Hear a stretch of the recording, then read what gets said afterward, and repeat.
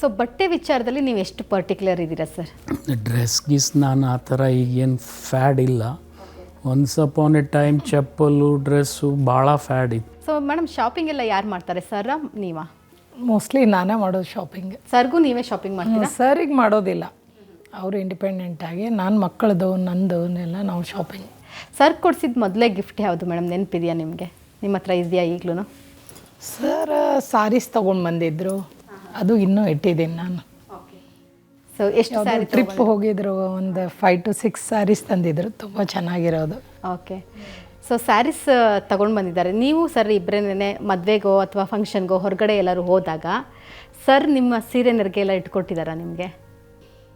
ಇಲ್ಲ, ಹೆಲ್ಪ್ ಮಾಡ್ತಾಯಿದ್ರು ಅವಾಗ. ಈಗಂತೂ ಜಾಸ್ತಿ ಅವರು ಬ್ಯುಸಿ ಇದ್ದಾರೆ, ನಾವು ಬ್ಯುಸಿ ಇದ್ದೀವಿ.